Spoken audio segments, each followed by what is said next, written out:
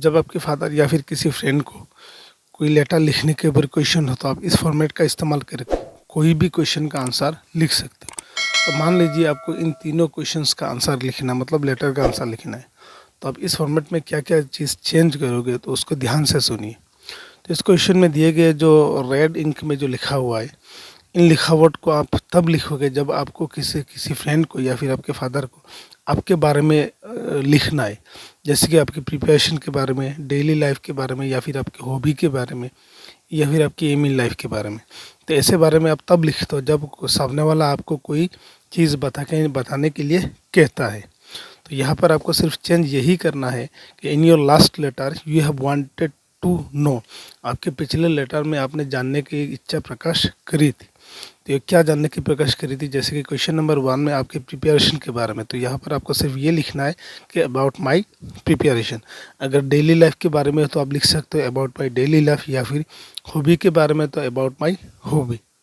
अगर आपको इनवाइट करना हो या फिर आपको आपके फ्रेंड को या फिर आपके फादर को कुछ कहना हो तो इस रेड कलर की लिखावट को आपके लिखने की ज़रूरत नहीं है, सिर्फ जो ब्लू कलर में दिया हुआ है उसी को ही आपने को लिखना है। उसके बाद सेकंड पैरा को आपको कैसे इस्तेमाल करना है, जैसे कि मान लीजिए आप प्रिपरेशन के ऊपर आपको लेटर लिखना है, तो आप ऐसे लिख सकते हो जैसे कि I am writing this letter to tell you about my preparation for the exam.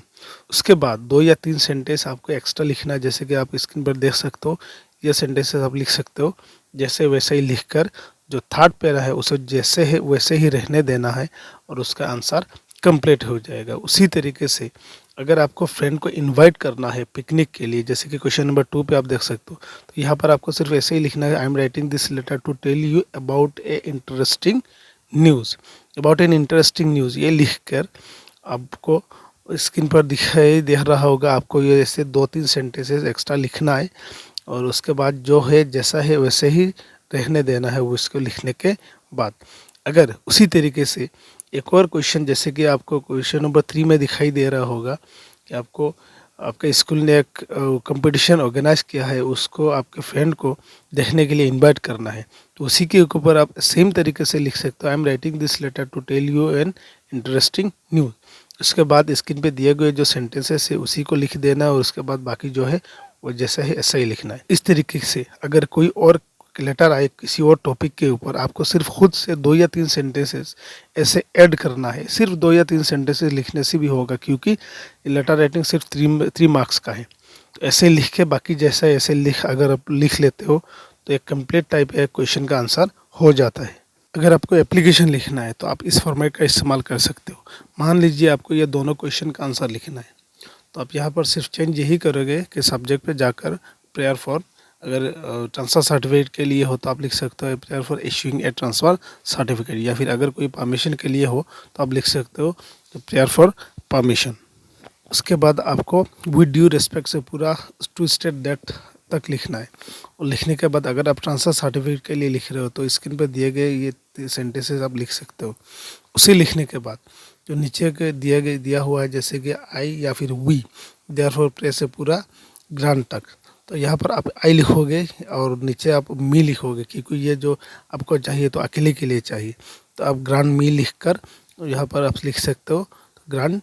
मी या ट्रांसफ़र सर्टिफिकेट। तो उसे पूरा लिखने के बाद लास्ट में आपको सिर्फ योर मोस्ट ओबीडियंट पीपल लिखना है, तो पूरा लेटर यहाँ पर या फिर एप्लीकेशन यहाँ पर,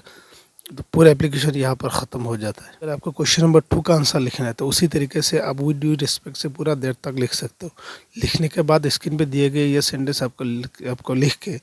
नीचे यहाँ पर आपको आई नहीं लिखना है, यहाँ पर यू ही लिखना है, क्योंकि आपको ये परमिशन जो है वो आपको अकेले के लिए नहीं चाहिए, सबके लिए चाहिए। तो यहाँ पर आपको वी लिखना है और नीचे आपको आस लिखना है, और आस लिखने के बाद तो ग्रांट